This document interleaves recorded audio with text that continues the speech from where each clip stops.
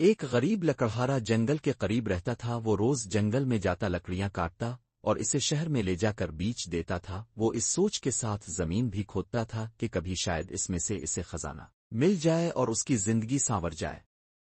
اسی امید کے ساتھ وہ روزانہ اپنے ساتھ جنگل میں بیلچا اور کلہاڑی بھی لے کر بھی جاتا تھا۔ ایک دن خزانے کی تلاش میں زمین کھودنے لگا، اچانک اسے ایک بہت بڑی دیگ نظر آئی۔ وہ اس دیگ کو دیکھ کر بہت خوش ہوا اور دل ہی دل میں سوچنے لگا، لگتا ہے کہ اس دیگ کے اندر کوئی خزانہ چھپا ہوا ہے، جبھی تو اسے کسی نے جنگل میں درخت کے پاس زمین کھود کر دبایا ہوا ہے۔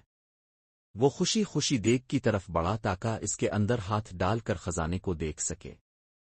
اس نے جب دیگ میں ہاتھ ڈالا تو اسے پتہ چلا کہ دیگ اندر سے بالکل خالی تھی۔ اس نے غصے میں دیگ اٹھا کر درخت کے پیچھے رکھ دی۔ کچھ دیر وہ خزانے کی تلاش میں زمین کھودتا رہا لیکن اس کے ہاتھ کچھ نہ آیا۔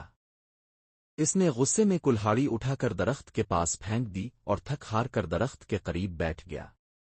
اچانک اس کی نظر دیگ پر پڑی۔ اس نے دیکھا کہ وہ کلہاڑی اس دیگ میں جاگری تھی اور اب دیگ میں 100 کلہاڑیاں موجود تھیں۔ وہ ان کلہاڑیوں کو دیکھ کر بہت حیران ہوا، ساتھ ہی اسے یہ بھی سمجھ میں آ گیا کہ یہ دیگ کوئی عام سی دیگ نہیں ہے بلکہ یہ کوئی جادوئی دیگ ہے، جبھی تو اس کی ایک کلہاڑی 100 میں تبدیل ہو گئی ہے۔ وہ خوشی خوشی اس دیگ کو اٹھا کر گھر میں لے آیا۔ لکڑہارے نے اس دیگ کو ایک کمرے میں چھپا دیا۔ رات کے وقت اس نے جادوئی دیگ کو دوبارہ آزمانے کے لیے اس میں آم ڈالا۔ تھوڑی دیر بعد اس نے دیکھا تو دیگ میں 100 آم موجود تھے۔ اب تو اس کا یقین پختہ ہو گیا کہ یہ واقعی کوئی جادوئی دیگ ہے۔ وہ اس دیگ سے سونے کے سکے وغیرہ نکال کر انہیں بیچتا رہا اور امیر ہو گیا۔ امیر ہونے کے بعد وہ دوسرے غریبوں کی مدد کرتا تھا۔ اس کے پاس اگر کوئی غریب شخص آتا تھا تو وہ کبھی اسے خالی ہاتھ نہیں لوٹتا تھا۔ یہی وجہ ہے کہ وہ ملک بھر میں اپنی سخاوت کی وجہ سے مشہور ہو گیا۔ اس کے اچانک امیر ہو جانے اور جادوئی دیگ کی کہانی ہر جگہ پھیل گئی۔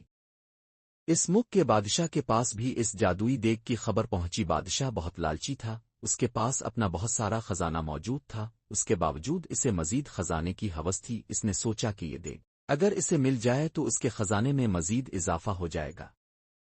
اس سوچ کے ساتھ بادشاہ نے حکم دیا کہ لکڑہارے اور اس کی دیگ کو محل میں لایا جائے۔ خادم گئے اور بادشاہ کی حکم کی تکمیل کی اور لکڑہارے کو دیگ سمیت پکڑ کر محل میں لے آئے۔ لکڑہارے سے بادشاہ نے وہ دیگ لے لی اور اس کا معائنہ کرنے لگا۔ اچانک وہ اپنے قدم نہ سنبھال سکا اور اس کا پاؤں دیگ میں جا پڑا۔ اب جادوئی دیگ کی وجہ سے 100 بادشاہ نکل آئے۔